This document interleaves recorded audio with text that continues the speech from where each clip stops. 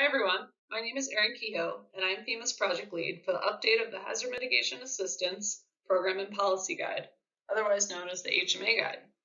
We're excited to announce the opening of the public comment period, which will allow the public to review and provide feedback on the draft HMA Guide.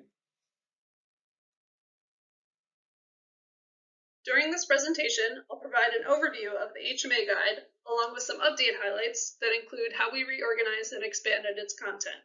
I'll also share details on how the public can access and comment on the draft document.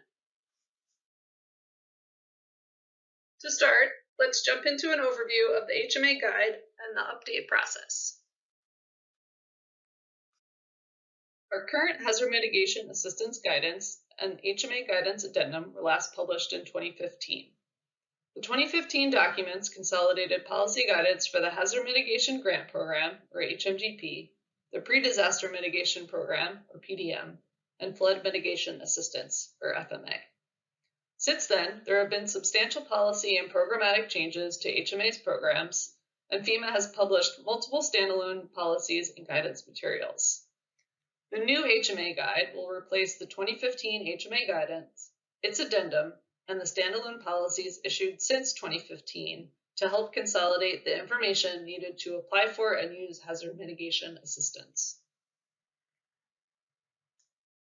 The new HMA Program and Policy Guide will cover the Hazard Mitigation Grant Program, HMGP Post-Fire, the Building Resilient Infrastructure and Communities Program, or BRIC, and Flood Mitigation Assistance. The Pre-Disaster Mitigation Program, or PDM, is no longer covered in the updated HMA Guide. Any future funding opportunities for PDM will be announced through Notices of Funding Opportunity, which will specify the applicable program requirements. Additionally, program requirements for the Safeguarding Tomorrow through Ongoing Risk Mitigation Revolving Loan Fund are still in development, and guidance will be issued at a later date. The HMA Guide update has been a collaborative process that considered feedback from those both inside and outside of FEMA that work with HMA's programs. Using this feedback, we made changes such as consolidating and reorganizing content so that the information follows the grant lifecycle, incorporating new and expanded information, including policies, fact sheets, and job aids, and integrating and updating FEMA's strategic mitigation priorities. The end result is a document that provides the streamlined grant requirements and guidance that federal, state, tribal, territorial, and local officials will need to apply for hazard mitigation assistance and successfully manage their grants. As I mentioned, there have been significant policy developments to the HMA programs over the past 7 years, including legislative and regulatory changes and updates to FEMA's strategic priorities. These changes led FEMA to issue new policies and guidance material over the years. This slide includes a sampling of the new policies, legislative and regulatory updates, tools, and principles that we incorporated or referenced during the revisions. The proposed HMA Guide consolidates these changes and standalone documents into one easily accessible location.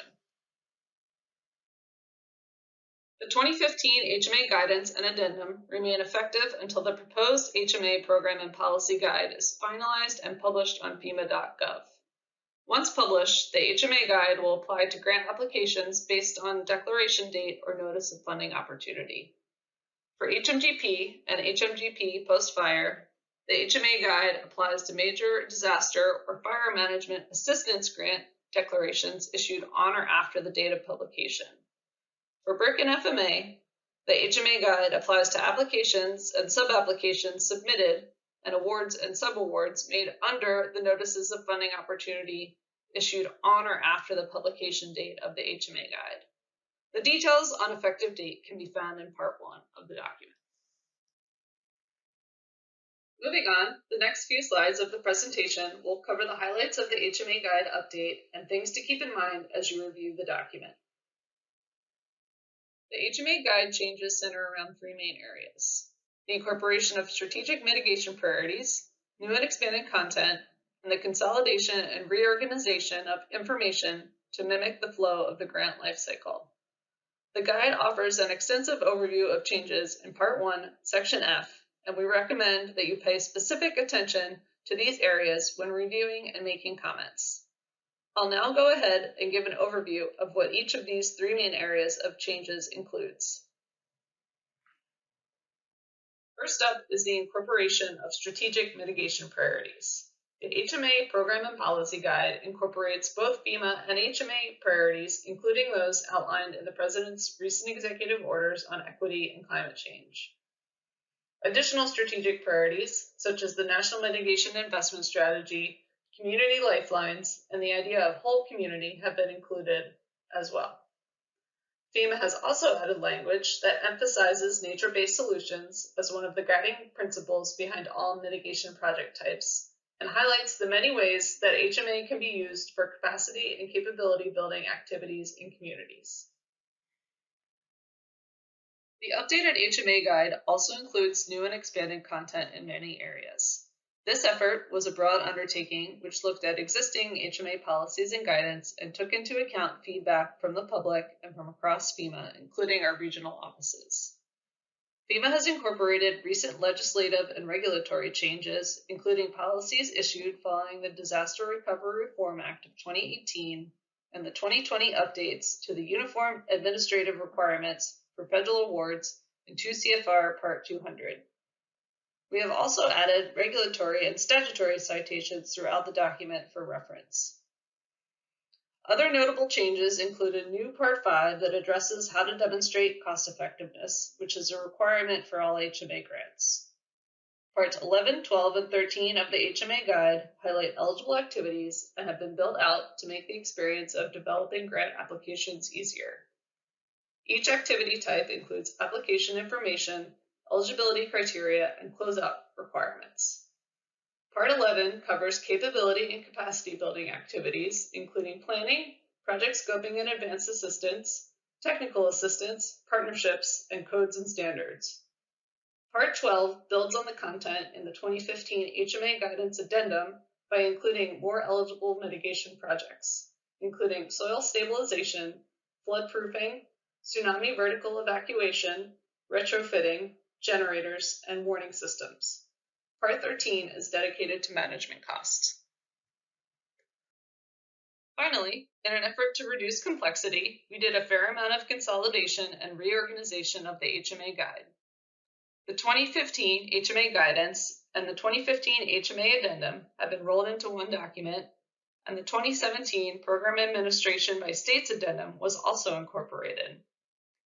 The HMA Guide has program-specific sections for HMGP, HMGP post-fire, BRIC, and FMA in Part 10, and each eligible activity type has its own section in Parts 11, 12, and 13.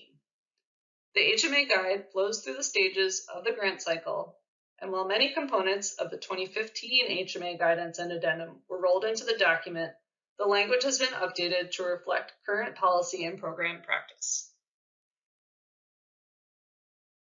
Now we're going to cover the details of the public comment period. The public comment period is a critical final step to the update of the HMA Guide, and your input is key to the success of this effort. The comment period will last for 30 days from August 24th to September 23rd, 2022. To access the draft HMA Guide and submit a comment, please visit regulations.gov and search for docket number FEMA-2022-0023. We recommend that reviewers pay particular attention to the list of changes in Part 1, Section F, to help navigate the areas you'd like to focus on. Comments must be submitted via regulations.gov to be considered. Please note that all comments will be publicly available to other users on regulations.gov. FEMA will review all comments and decide what revisions to make to the HMA Guide. Depending on the volume of comments, FEMA anticipates publishing the final document later this year or early next year.